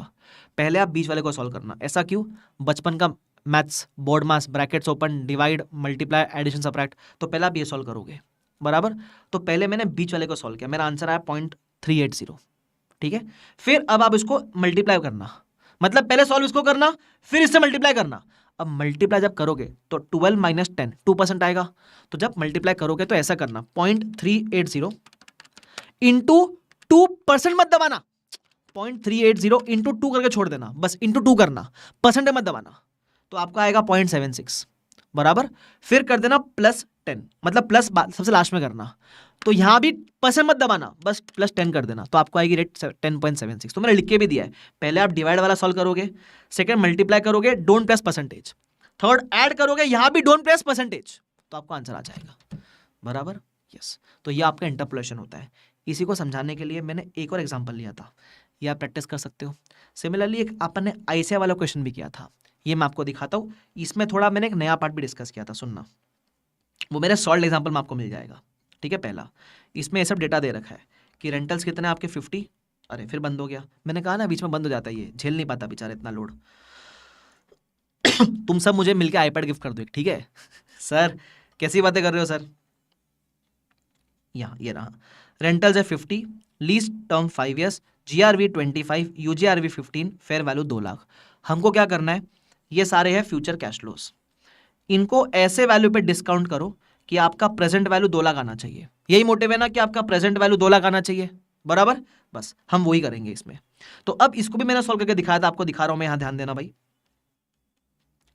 सॉल्व एग्जांपल नंबर 1 ये रहा। जैसे फॉर एग्जांपल देखो, तो अब डिस्काउंट करना है लीज रेंट को एट सच अ रेट कि उनका प्रेजेंट वैल्यू 2 लाख आना चाहिए। तो मैंने पहले 10% लिया, मेरा फेवरेट 10% ही होता है, तो लिया, आया 2,14,000 आया। मेरे को 2 लाख तक चाहिए था, क्या वो आया, नहीं आया, रो लो, उए उए उए। अब रेट कम चाहिए, सॉरी अमाउंट कम चाहिए, तो रेट बढ़ाओ। तो 2% से बढ़ाने का, बढ़ाया 12% किया, आंसर आया 202,780। आया नहीं आया, रो लो, उए उए उए, रो लिया सर, ठीक है। अब अपने को और कम चाहिए। अब देखो नॉर्मली आप क्या बोलते हैं सर, इंटरपोलेशन कर ले, नहीं कर सकते। 2 लाख से ज्यादा एक अमाउंट होना चाहिए और 2 लाख से कम एक अमाउंट होना चाहिए। यहाँ दोनों अमाउंट 2 लाख से ज्यादा है तो इंटरपोलेशन नहीं कर पाओगे, और रेट बढ़ाओ कम अमाउंट आएगा। तो आया 192 360। अब एक रेट कम, अब एक अमाउंट कम आ गया आपका प्रेजेंट वैल्यू से। तो यहाँ देखो 10% से लिया तो 213 इतना कुछ आया था, 214,340, सॉरी एक 4 मिस हो गया इधर, तो आ गया 214,340। हाँ, फिर 12% लिया तो आपका जवाब आया 202,780, और 14 लिया तो 192 360। अब कौन सा ले, जो भी दो नजदीक वाले वो लेना, क्योंकि जितना गैप बड़ा होगा, सपोज आप 10 और 14 लोगे तो उतना आपका आंसर वेग आएगा। इंटरपोलेशन में जितना 2% का गैप कम होगा उतना आंसर एक्यूरेट आएगा, तो इसलिए 10 को इग्नोर कर देना, बराबर। तो 12 14 लेंगे, इससे अपन ने सॉल्व किया, इंटरपोलेशन किया, वही सेम, तो आपका आंसर आया 12.53। That's it. क्या आपको ये वाला पार्ट समझता है मेरे हीरो लोग? Yes sir. ये क्या था आपका पार्ट? ये था अगर IRR मिसिंग हुआ तो क्या करना है। ये आपका, ये सब आपके फाइनेंस लीज में कवर हो गया। फाइनेंस लीज में लेसी, लेसॉर, स्पेशल केस सब कवर कर लिया। आई होप तुम्हारे लिए हेल्पफुल है। अच्छा ध्यान रखना, आगे बढ़ो उसके पहले, जब मैं क्वेश्चन रिवाइज कराता हूँ it is a मियर revision. Writing practice is not a replacement. Writing practice करना ही है आपको। वो तो बस ये है कि आप बहुत पहले लेक्चर देख रहे हैं, भूल जाते हो बेचारे, कोई बात नहीं, भूलना इज नॉर्मल, बट आपको रिकॉलिंग में हेल्प हो जाएगी इससे, ठीक है। उसके बाद जैसे रिकॉल हुआ प्रैक्टिस करो, पक्के होएंगे उससे, ठीक है। चलो आगे, फिर आएगा अकाउंटिंग फॉर ऑपरेटिंग लीज। यहाँ सिंपल है, यहाँ लेसी लेसॉर दोनों का बुक साथ में डिस्कस कर सकते हैं। मैंने क्या बताया था, operating lease is like a normal rental agreement, ठीक है। तो इसमें क्या करना है, लेसॉर के लिए रेंट की इनकम है, लेसी के लिए रेंट का एक्सपेंस है। बस फर्क इतना है, AS 19 सजेस्ट करता है प्रोसीजर, वो बोलता है जो भी रेंट बुक करोगे, कुछ नहीं बोला गया तो SLM बेस पे बुक करना है। मतलब आपको पैसा किसी भी रेशो में मिले, हर साल रेंट एक्सपेंस या रेंट इनकम इक्वल बुक होना चाहिए, ठीक है। फॉर एग्जांपल, मैं एग्जांपल लेता हूँ, मान लो मैंने स्टूडियो लिया लीज पे फॉर 5 ईयर्स, बीबी सर ने बोला रेंटल होगा 1 लाख फॉर फर्स्ट ईयर, फिर बढ़ता हुआ चलेगा 1,10,000, 1,20,000, 130, 140। तो जब ऐसा होता है तो आप निकालोगे SLM बेसिस, मतलब सारा रेंट का टोटल अप करो, उसका निकालो एवरेज, तो एवरेज आया 1,20,000। अब हम मानेंगे मेरा रेंटल 1,20,000 होगा। चलो बीबी सर के बुक्स की अकाउंटिंग बात करते हैं, जैसे लेसॉर की बात कर लेते हैं। तो लेसॉर इसकी अकाउंटिंग कैसे करेगा, लेसॉर बोलेगा रेंट मेरा इनकम है, सुन लो मैं दिखाता हूँ। जैसे फॉर एग्जांपल अब बीबी सर ठान लेंगे कि इनकम 1,20,000 बुक करनी है, पैसा कितना भी आए। तो सपोज बीबी सर को पैसा आया कैश बैंक अकाउंट डेबिट, पैसा आता ना बीबी सर को 1 लाख। 2 लीज रेंट की इनकम प्रॉफिट लॉस में कितनी बुक करेंगे, 1.2 लाख। अब जो डिफरेंस है वो कहाँ जाएगा, तो स्टैंडर्ड बोलता है जब भी ऐसा डिफरेंस आए तो आप उसको लीज इक्वलाइजेशन अकाउंट में डेबिट कर देना, क्योंकि डेबिट हो रहा है तो ये आपके करंट असेट में दिखेगा, बराबर। अब समझा कैसे करना है। अब सेम तरीके से मैंने ईयर 2, ईयर 3, ईयर 4, ईयर 5 का भी पास किया है। जैसे ईयर 2 में क्या हुआ, ईयर 2 में पैसा आया 1,10,000, लेकिन इनकम तो 120 की बुक करनी है, तो वापस लीज इक्वलाइजेशन और डेबिट होएगा 10,000 से। ईयर 3 में पैसा भी इतना ही आया, बुक भी इतना ही करना, तो कोई दिक्कत ही नहीं है। ईयर 4 में अब उल्टा होना शुरू होएगा। अब ईयर 4 में पैसा ज्यादा आया, पैसा आना एक अलग चीज है, बुक तो 120 ही करेंगे। तो पैसा 130 आया, बुक 120 ही किया। अब जो लीज इक्वलाइजेशन है वो क्रेडिट हो जाएगा, मतलब जो आपने बुक किया वो रिवर्स होना शुरू हो जाएगा। ईयर 5 में सेम चीज, आपको पैसा आया 140 का, बराबर, लेकिन बुक तो 120 ही करना है, तो 20 आपका रिवर्स होना शुरू हो जाएगा। समझा, ये लेसॉर की बुक्स एग्जैक्टली ऑपोजिट लेसी का बुक्स होता है। बस फर्क इतना रहेगा, लेसी पैसा देगा और रेंट इनकम नहीं एक्सपेंस बनेगा, बस इतना ध्यान रखना आप। This was a normal operating lease का अकाउंटिंग, ठीक है। अब ऑपरेटिंग लीज में एक स्पेशल केस भी आपको याद आएगा, तो आपने डिस्कस किया था कि कभी कभी क्या होता है कि ऑपरेटिंग लीज में आपको रेंटल इनकम SLM बेस पे नहीं बुक करनी है। सपोज आपने लीज में कोई मशीन दिया है, अब मशीन का आउटपुट दिया हुआ है कि फर्स्ट ईयर में इतना आउटपुट हुआ, सेकंड ईयर में इतना आउटपुट हुआ, थर्ड ईयर में इतना आउटपुट हुआ, बराबर। तो जो लीज रेंट है वो उस आउटपुट के रेशो में बुक करोगे। अब मान लो यहां कहानी उल्टी हो गई, अब मैं पेमेंट तो कर रहा हूं 40,000 per annum for 3 years, but machine जो लीज पे दिया है उसका आउटपुट है 10,000, 20,000, 30,000, बराबर। अब इसकी अकाउंटिंग कैसे करेंगे लीज रेंट एक्सपेंस की। अब मैं लेसी के पॉइंट ऑफ व्यू से बात करता हूँ, किसी भी पॉइंट ऑफ व्यू से बात करो, अमाउंट निकालना इज इंपॉर्टेंट, एंट्री तो मार ही देंगे अपन। तो इसमें क्या करेंगे, जब आपको आउटपुट दिया हुआ है ना, तो पहले निकालो टोटल लीज रेंट, टोटल कितना है 40 इंटू 3, 120 है। अब क्या मैं इसको SLM बेस पे बुक कर दूं 3 साल में, नहीं, नॉर्मल कुछ नहीं बोलते तो SLM कर देते। यहाँ यूनिट्स की बातें हैं तो आपको in the ratio of units करना पड़ेगा, तो जितना भी यूनिट्स है उसके रेशियो में निकाल लेना, 120 को इस यूनिट्स के रेशियो में निकाल लेना। तो फर्स्ट ईयर में आएगा 20, सेकंड में आएगा 40, थर्ड में आएगा 60। ये वो रेंट है जो आपको पीएनएल में बुक करना है। मतलब यहाँ दो चीज होती है, पहला हर साल कैश बैंक कितना आ रहा है जा रहा है वो है 40, लेकिन हर साल पीएनएल में रेंट कितना बुक होगा 20, 40, 60। तो कुछ सालों में डिफरेंस आएगा ना, लीज इक्वलाइजेशन। फॉर एग्जाम्पल देखो, लेसी की बात करते हैं, पैसा कितना भरना है 40, लेकिन प्रॉफिट लॉस में कितना बुक करना है डिस्कस का 20, difference lease equalisation. Second year में बुक भी इतना करना है, पैसा भी इतना आया तो कुछ नहीं होगा। थर्ड ईयर में बुक इतना करना है लेकिन पैसा 40 ही आया, तो मैं क्या करूंगा, रेंट का एक्सपेंस बुक करूंगा 60, पैसा दिया 40, और डिफरेंस होगा लीज इक्वलाइजेशन, मतलब जो फर्स्ट डे पे क्रिएट किया वो हो गया आपका रिवर्स। लेसर का बुक्स एग्जैक्टली उल्टा। सबको समझा? यस। इसी के ऊपर बेस्ड एक एक्स्ट्रा थोड़ा अच्छा क्वेश्चन है, इलस्ट्रेशन नंबर 9। इसमें एक एक्स्ट्रा पार्ट है, वो क्या है मैं डिस्कस करता हूं आपके साथ फटाफट से। ठीक है, इधर आ जाओ। सबसे पहले इधर क्या हुआ है, इधर ऑपरेटिंग लीज है, ठीक है, और वो बोलता है हमको equal annual lease rentals recover करना है। अच्छा, यहां भी लीज रेंटल दिया हुआ नहीं है, जैसे मैंने क्या बोला था रेंटल 40,000 पर मंथ है, यहां दिया हुआ नहीं है, तो यहां रेंटल कैसे निकाले? यहां ऐसे करे क्या sir, present value of MLP divide by annuity factor. ए वो फाइनेंस लीज में करना, फाइनेंस लीज में, ऑपरेटिंग में मत करना, ऑपरेटिंग में मत करना। तो ऑपरेटिंग में कैसे करोगे, सीधा सीधा करने का। देखो क्या है, मशीन 3 साल का लीज पे दिया, मशीन का कॉस्ट है 1,50,000, हमारा मार्जिन 30% का है, तो ऐसा मान लो हम जब पैसा रिकवर करेंगे तो हम 1,50,000 प्लस 30% रिकवर करना चाहेंगे, वो आएगा आपका 1,95,000। इतना हम रिकवर करना चाहेंगे, लेकिन लाइफ 5 साल है, तो अगर हम 5 ईयर्स के लिए लीज पे देते तो इतना रिकवर करते हैं। क्या हमने दिया 5 ईयर्स के लिए लीज पे? नहीं, हमने सिर्फ 3 ईयर्स के लिए ही लीज पे दिया है, तो हम ये पूरा रिकवर नहीं कर पाएंगे।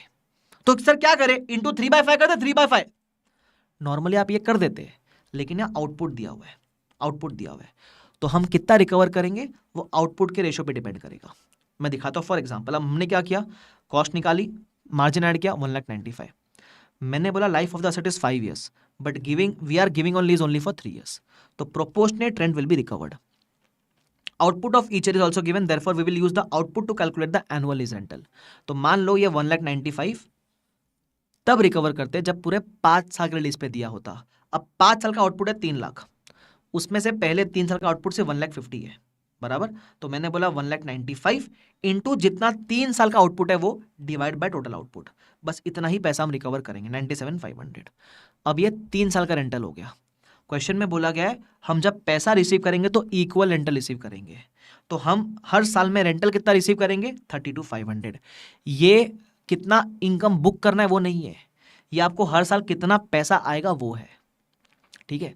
अब बुक कैसे करना है वो आउटपुट के रेशियो में, जस्ट ऊपर जो एग्जांपल क्या वैसे, जैसे पर एनम पैसा आएगा 32,500 तो 3 साल में पैसा आएगा 97,500। अब इसको आप बुक कैसे करोगे in the ratio of units, तो ये आपका आ गया रेंट इनकम कितना आपको बुक करना है। तो पैसा मिला इतना 32,500, इनकम बुक किया इतना, डिफरेंस लीज इक्वलाइजेशन मैंने करके दिखाया, 3 साल का एंट्री देख लेना भाई। इसमें एक और चीज पूछा था डिप्रिसिएशन, लेसॉर चार्ज करता है डिप्रिसिएशन, आपने डिस्कस किया हुआ है। लेसॉर कितने ईयर्स में डिप्रिशिएट करेगा, ऑपरेटिंग लीज में एसेट बाहर नहीं जा रहा है, तो लेसॉर जो भी कॉस्ट है उसको 5 ईयर्स में डिप्रिशिएट करेगा। इसमें 3 साल का ही पूछा है बट मैं बता रहा हूँ 5 ईयर्स में करेगा। कौन से रेशियो में, in the ratio of output, बराबर। कुछ नहीं बोला हो तो डिवाइड बाय 5 कर लेते, 1.5 डिवाइड बाय 5 ईयर्स कर लेते, लेकिन आउटपुट दिया हुआ है तो याद है AS10 पढ़ते हैं, यूनिट्स ऑफ प्रोडक्शन मेथड, तो जितना यूनिट्स है उस रेशियो में कर देना, बस मैंने वो निकाल के दिया हुआ है, चेक कर लेना, आंसर सही आएगा आपका। Is this clear to everyone? Yes. Final important concept, उसके बाद तो छोटा सा कंसेप्ट है लास्ट में जाकर, that is sale and lease back. इसमें होता क्या है, आपने एक असेट सेल में दिया होता है, सेल किया होता है, और वो सेम असेट आपने लीज बैक कर लिया होता है, ठीक है। तो lease back can result in operating lease और फाइनेंस लीज। अब ये जो लीज बैक है ये तो AS19 में ही कवर्ड है, इसमें कोई दिक्कत ही नहीं अपने को। अब क्योंकि आपने ये सेल किया है, ये जो असेट सेल किया उसी को लीज बैक किया है, तो ये सेल पे होने वाले प्रॉफिट लॉस का ट्रीटमेंट का डिस्कशन करेंगे इसके अंदर। वापस से सेल एंड लीज बैक में हम लीज बैक की बातें नहीं कर रहे हैं, ये लीज बैक अकाउंटिंग का करना है वो नहीं डिस्कस करने वाले हम डिस्कस करेंगे ये जो सेल पे प्रॉफिट लॉस है उसका क्या करें, बराबर। नॉर्मल सेल होता है ना कुछ भी, जहां लीज बैक नहीं हुआ है नॉर्मल सेल, तो उसका हम यह बात नहीं करते, बट क्योंकि जिसका सेल हुआ है वही लीज बैक हुआ है, तो इसके सेल पे होने वाले प्रॉफिट लॉस का बात यहां करेंगे। पहले ये समझो हम पढ़ने क्या वाले इधर, आधे लोग को लगता है हम लीज बैक की बातें कर रहे हैं, लीज बैक की बातें नहीं कर रहे, जो सेल हुआ ना उस पर प्रॉफिट लॉस की बातें कर रहे हैं। तो treatment of profit loss on this sale transaction is discussed in AS19। अब जब सेल करोगे तो ये भी देखना लीज बैक फिनेंस लीज हो रहा है कि ऑपरेटिंग लीज।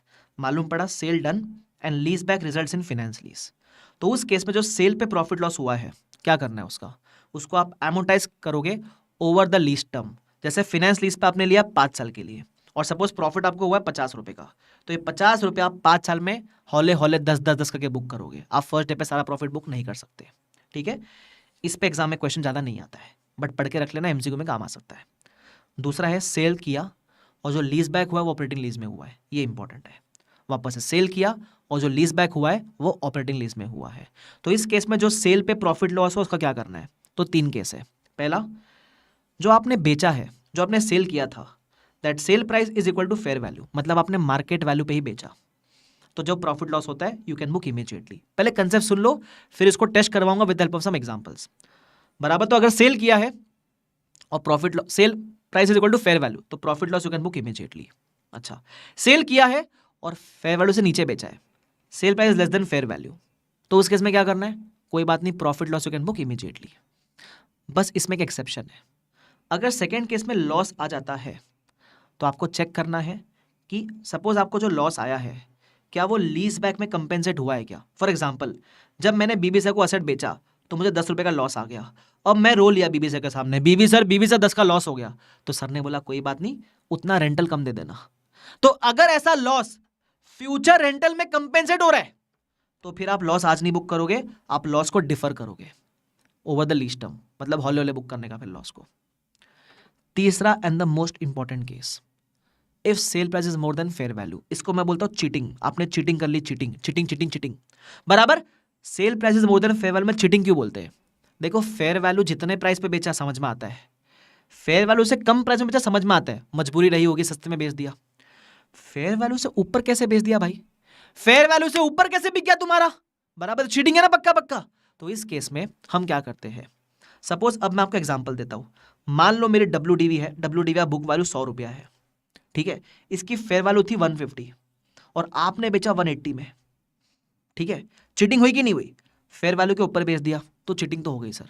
तो यहां 2 कंपोनेंट निकालने का, सबसे पहला, अगर आप 150 तक बेचते तो क्या हमको कोई दिक्कत होती? नहीं सर। देखो, चीटिंग कब हुई है, जब आपने फेयर वैल्यू के ऊपर बेचा है।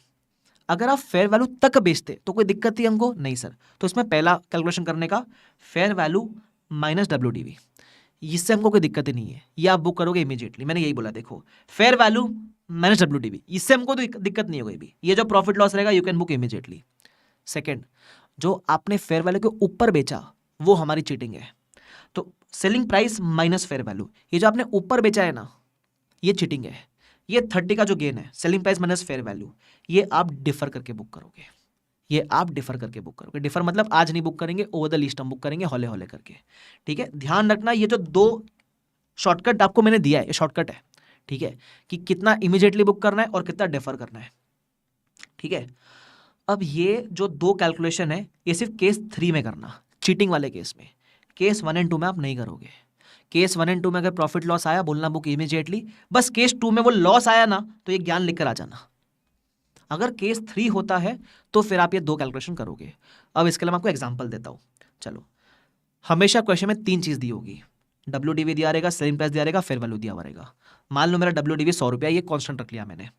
अब सेलिंग प्राइस 120, फेयर वैल्यू 120। पहले बोलो चीटिंग हुई क्या, तो बोलो नहीं सर, प्रॉपर पैसे बेचा है, केस 1 है ये तो कोई बात नहीं, जो भी प्रॉफिट लॉस है बुक इमीडिएटली। अब प्रॉफिट लॉस निकालने के लिए ये दोनों कंपेयर मत करना। केस 1 एंड 2 में compare selling price and WDV to calculate profit loss. बराबर, चीटिंग के लिए हम सेलिंग प्राइस और फेयर वैल्यू देख रहे हैं, बट प्रॉफिट एंड लॉस के लिए सेलिंग प्राइस और बुक वैल्यू देखना। ये सुनने में कंफ्यूजिंग लगेगा बट है बहुत सिंपल ये चीज, ठीक है। तो पहले देखो केस कौन सा है, तो मैंने बोला केस तो 1 है।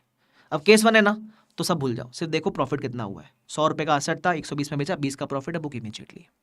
सेकेंड, सेलिंग प्राइस 120 है, बराबर, फेयर वैल्यू 130 है। फेयर वैल्यू से कम में बेचा ना, कम में बेचा समझता है, तो ये केस 2 हो गया। ये चीटिंग नहीं है, कम में बेच सकते हो, ठीक है, चीटिंग नहीं है ना, तो केस 2 हो गया। अब निकालो प्रॉफिट लॉस, तो प्रॉफिट लॉस कितना, 100 का माल 120 में बेचा, प्रॉफिट है, बुक इमीडिएटली। केस 2 में प्रॉफिट बुक इमीडिएटली, बराबर। यहाँ फेयर वैल्यू 110, बेचा 90 में, कम में बेचा, चीटिंग है? चीटिंग नहीं है सर, कोई दिक्कत नहीं है। अब निकालो प्रॉफिट लॉस, 100 का माल 90 में बेचा, सर लॉस हो गया, बुक इमीडिएटली, लेकिन ज्ञान लिख देना। हाउएवर वो ज्ञान दिया था ना, अगर वो फ्यूचर लीज पेमेंट में कंपेंसेट किया है तो डिफर करना पड़ेगा, ऐसा वाला। चौथा case, fair value selling price 150, fair value 130। Sir cheating हो गई, चीटिंग, ज्यादा में कैसे बेचा? चीटिंग हुई है। अभी पूरा प्रॉफिट चीटिंग नहीं है। देखो अगर आप 130 तक बेचते तो कोई दिक्कत नहीं थी हमको, तो इसलिए पहला calculation fair value minus WDV, ये जो प्रॉफिट है बुक इमीडिएटली। दूसरा, जो आपने फेयर वैल्यू के ऊपर बेचा उससे दिक्कत थी, तो selling price minus fair value 20, ये प्रॉफिट डिफर करना, ऐसे ही रखना, ठीक है। Fair value minus WDV, positive आया तो प्रॉफिट है, नेगेटिव आया तो लॉस होगा, book immediately. Selling price minus fair value positive ही आएगा, ये जो प्रॉफिट है आपको डिफर करना है। सबको समझा है वाला पार्ट? बस इसी के लिए अपन एक आखिरी क्वेश्चन डिस्कस कर लेते हैं, इलस्ट्रेशन नंबर 3, फटाफट से आ जाओ मेरे पास में। ये देखो ये वाला है, इसमें क्या सुनो, एक केस डिस्कस कर रहा हूं। सबसे पहले WDV 40 है, सेलिंग प्राइस 50 है। बोलता है पहला case selling price is equal to fair value. फटाफट से बताओ केस कौन सा है? सर ये तो केस 1 है। केस 1 में कोई दिक्कत है क्या? हमको कोई चीटिंग हुई है? नहीं सर। अब बताओ प्रॉफिट लॉस कितना है? तो बुक वैल्यू 40, सेलिंग प्राइस 50, 10 का प्रॉफिट बुक इमीडिएटली। BI मतलब बुक इमीडिएटली, ठीक है। यू कैन बुक इमीडिएटली, मैं टिक मार देता हूं, चलो प्रॉफिट बुक इमीडिएटली। दूसरा, सर फेयर वैल्यू 60 है, कितने में बेचा है अपन ने? 50 में बेचा है। ज्यादा में बेचा क्या? नहीं, कम में बेचा। कम में बेचना चलता है। ये केस 2 हो गया आपका। कौन सा केस हो गया? ये आपका केस 2 हो गया, बराबर। तो केस 2 है। अब देखो प्रॉफिट क्या है कि लॉस है, तो सर सेलिंग प्राइस WDV 10 का प्रॉफिट है, कोई बात नहीं, प्रॉफिट है तो बुक इमीडिएटली। तीसरा, फेयर वैल्यू 45 है, सेलिंग प्राइस 38 है, ठीक है, कम में बेचा, चलता है, तो ये भी आपका केस 2 ही है। अब देखो प्रॉफिट की लॉस, तो प्रॉफिट लॉस के लिए सेलिंग प्राइस और WDV कंपेयर करना, ठीक है। तो सेलिंग प्राइस 38, WDV 40, 2 का लॉस है, तो क्या करें 2 के लॉस का? हम बोलेंगे बुक इमीडिएटली, बट वो ज्ञान देना पड़ेगा ना। However if the loss is compensated by future lease rentals, तो अमाउंट डिफर करना पड़ेगा, इसको ज्ञान दे देना। चौथा, fair value 40, sale price 50, fair value के ऊपर बेचा, चीटिंग, तो 2 कंपोनेंट निकालोगे। पहला फेयर वैल्यू माइनस WDV, ये आप आज बुक कर सकते हो। फेयर वैल्यू 40, WDV 40, नील, तो आप आज बुक इमीडिएटली नील करोगे। दूसरा, selling price minus fair value, selling price minus fair value कितना है वो? 50 माइनस 40, 10 का profit you will have to defer. चलो ये भी करके देखते हैं, उसे कॉन्फिडेंस आएगा अपने को। सेल प्राइस 50 है, फेयर वैल्यू 46, फेयर वैल्यू के ऊपर बेचा, चीटिंग, फेयर वैल्यू के ऊपर बेचा, तो वापस 2 अमाउंट निकालने पड़ेंगे आपको। इधर कर रहा हूं, fair value minus WDV, fair value was 46, WDV is 40, तो 6 का आएगा प्रॉफिट, ये बुक इमीडिएटली, बराबर। और selling price minus fair value, बस ये याद रखो, इतना याद रखना, 2 कैलकुलेशन, कभी जिंदगी में मिस्टेक नहीं होगा आपका। Selling price minus fair value है 4, क्या करना है आपको? डेफर करना है प्रॉफिट। इंटरेस्टिंग केस है 7th, ये F वाला, ये मिटा रहा हूं मैं, ठीक है, ये मिटा रहा हूं मैं भाई। ये जो मैं कर रहा हूं ना, अकेले प्रैक्टिस करना आप जरूरी है वो, ठीक है। खुद से करोगे तो ही आएगा करने को, मेरे को देखो मत सिर्फ करते हुए। हाँ, फेयर वैल्यू 35, सेलिंग प्राइस 40, फिर से फेयर वैल्यू के ऊपर बेचा, चीटिंग, बस 2 अमाउंट निकालना। टस से मत होना, आप कभी कभी ना कंफ्यूज होएगा कि लॉस हो रहा है तो कुछ अलग करूँ, अलग कुछ मत करना। वही fair value minus WDV, fair value was 35, WDV is 40, यहां 5 का लॉस है, क्या करते हैं इसको? Book immediately. और selling price minus fair value, selling price है 39, फेयर वैल्यू है 35, 4 का प्रॉफिट है, यू विल डेफर। इसमें बच्चे पता कंफ्यूज क्या होते हैं, वो बोलते हैं सर मेरा WDV 40 है, सेल प्राइस 39 है, 1 का लॉस है, बुक कर लेते हैं। ऐसा मत करना भाई, क्योंकि आपने भले लॉस में बेचा है फिर भी फेयर वैल्यू के ऊपर बेचा है, तो अपनी कैलकुलेशन सेम है, इससे आप कभी मिस्टेक नहीं करोगे, बराबर। तो fair value minus WDV, loss आया, book immediately. Selling price minus fair value, profit है, डेफर, खत्म कहानी। ये आपका सेल एंड लीज बैक था। इसके अलावा मैंने 3 मिसलेनियस पॉइंट करवाए थे आपको। पहला point contingent rent, what is the meaning of contingent rent? अगर रेंट किसी फ्यूचर आउटकम पे बेस्ड है, जैसे जितना सेल्स किया उतना रेंटल ले लेंगे, जितना प्रॉफिट हुआ उतना रेंटल ले लेंगे, जैसे बीबी सर ने मुझे बोला जितने बच्चे पढ़ा उतना रेंटल ले लूंगा तेरे से, इसको बोलते हैं कंटिंजेंट रेंट। ये जब जब अक्रू होगा तब तक आपको बुक करना है, अपने को डे 1 पे नहीं पता ये रेंट कितना होगा, तो जब पे करेंगे तब प्रॉफिट लॉस में ट्रांसफर करेंगे। उसके अलावा इनिशियल डायरेक्ट कॉस्ट, इसमें 2 चीज याद रखो। अगर इनिशियल डायरेक्ट कॉस्ट लेसी ने इंकर किया फाइनेंस लीज में, लेसी कौन होता है? जिसके लिए फाइनेंस लीज में असेट आ रहा होता है अंदर, अगर लेसी ने बुक किया फाइनेंस लीज में तो कैपिटलाइज करना, बाकी सारे केसेस में profit and loss, all other cases profit and loss. ठीक है, एक तीसरा पार्ट जो मैंने एक्स्ट्रा ऐसे डिस्कस किया था, ठीक है, इसके ऊपर कोई क्वेश्चन नहीं है बट मैंने डिस्कस किया था। नॉर्मली हम जो भी क्वेश्चन करते हैं हम मानते हैं कि लीज रेंटल्स ईयर के एंड पे हुआ है, तो हम क्या करते हैं, लीज रेंट को ईयर एंड के डिस्काउंटिंग फैक्टर से मल्टीप्लाई करते हैं। बट अगर बाई चांस क्वेश्चन में बोल दिया कि रेंटल बिगनिंग में पे हुआ है, फिर तो उस केस में फर्स्ट ईयर का जो रेंटल है वो फर्स्ट डे पे हो चुका है, तो उस पे 0.909 से मल्टीप्लाई मत करना, आप उसका डिस्काउंटिंग फैक्टर 1 ही होगा। अरे जो चीज आप फर्स्ट डे पे कर बैठे, इसका यही आज का वैल्यू होगा ना, इसका यही आज का वैल्यू है, यही प्रेजेंट वैल्यू है।